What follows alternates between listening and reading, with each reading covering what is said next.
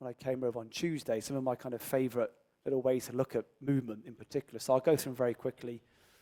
It's a common thing in golf coaching. I want to be consistent. You cannot reproduce the same movement twice because of just noise around the system, human movements. So golf swings are not repeatable. You cannot step into the same river twice. It's always moving. So the idea of having the same golf swing twice in succession is simply we don't have enough accuracy in our movements. So it's accepting variability, but it's being predictable within your own variability. We discussed this a few times. The fingers and eyes control how we move. To really get true perception, true is touch. Kind of going into some training-based stuff. I think it's kind of training away from the middle. So when you look at real S&C-based stuff now, it's actually being very comfortable moving at end ranges. A lot of pain happens at end range. So like kind of walking on your feet in these positions, if everyone's happy doing this, and can you kind of walk happy at end range? Those wonderfully elastic joints. One for you to play with at home. A big thing I see a lot in kind of athletes these days, how they kind of lift heavy but move poorly. So a lot of guys are very good at lifting heavy weights. So do we lift heavy but move poorly? For me, it's about how well you move, not how much you lift. It's a big thing. When looking at practice and looking at training, I kind of call it movement should be unstructured chaos. I think the best gym is still the game Twister. Do you know the game Twister? It's just the best game for people to play. So it should be, we're very structured in our training, which is the very opposite of learning. You look at how a lot of babies learn, it's just completely unstructured madness. But from that, the best discoveries start to actually then evolve. And a lot of really good discoveries in life. Do you know the word in Finnish is called serendipity? It's a happy discovery. It's a fortunate discovery. I was looking at that, but I found this.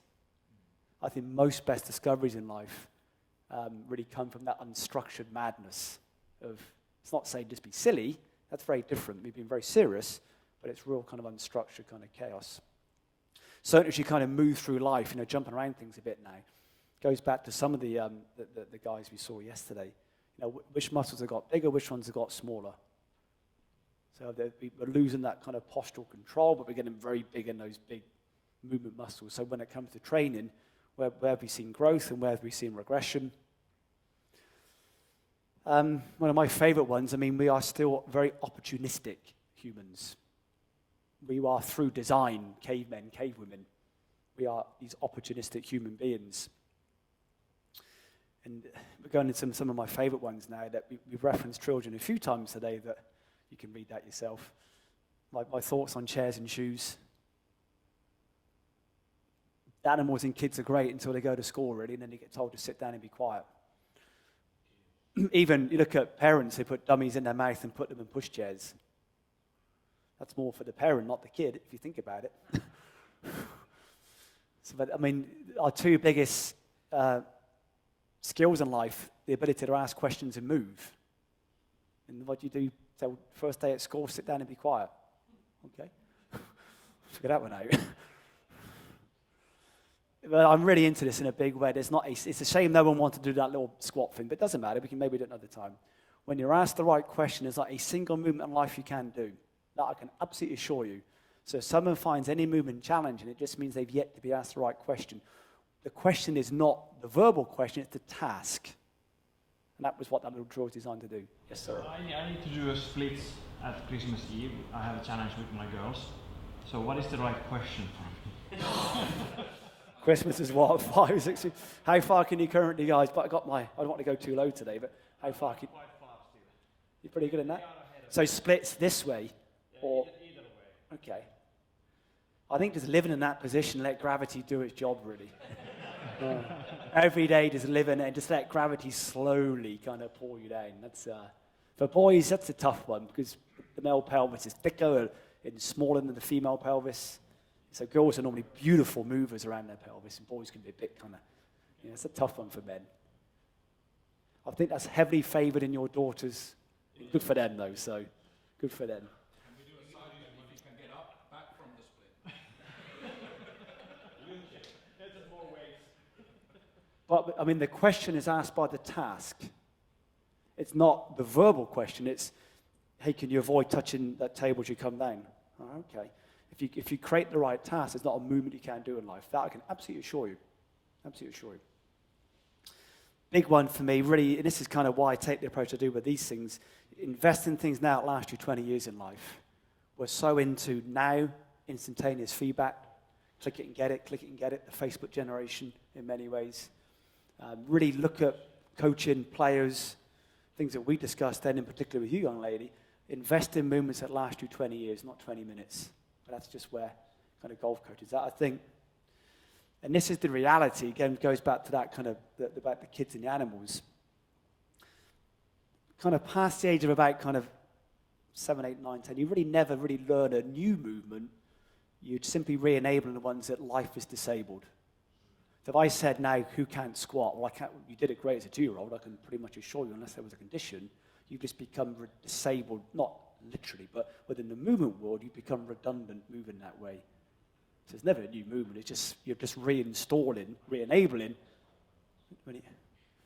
And this is a big one, which probably came up a little bit in that session there, that when learning new movements, all it really does is exploit both your movement and coaching history. It really exploits what you've been exposed to in the past, and that will hopefully connect back to much of what we discussed the last kind of few days. We talked about practice. I think one of the worst words ever in life. What would you like to learn today? For me, is a better approach. The idea of intellect and experience has come up a few times. This has come up several times. Is someone coachable or unapproachable? We mentioned that a few times yesterday. Typically, old myths are just replaced by new ones. That's the world of online social media invariably. But a kind of big one for me in particular, and I'll tell you, it's a bit like saying if you have no money in life, you suffer poverty. If you have £1 million, you pay taxes. So choose your problems.